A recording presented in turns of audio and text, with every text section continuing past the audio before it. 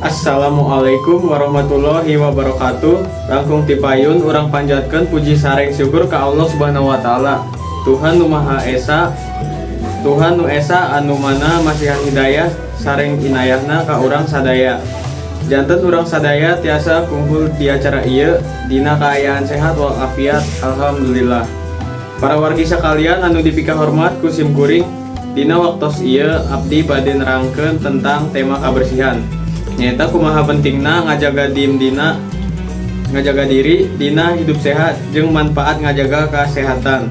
Nu mana urang sadaya teh kedah atau wajib ngajaga lingkungan sakitar urang sareng awak nyalira yen urang sadaya tiasa ngajaga kesehatan tina sagala rupi panyakit nu aya. Kumargi kitu urang sadaya ge kedah ningkatkeun carana pola hidup nu sehat kanggo kapayuna hirup urang sakalian di kawitan ti ayeuna. Siga nu pernah diterangkeun dina salah sahiji hadis, inna dofatu minal iman, nu hartosna teh kabersihan sabagian ti iman.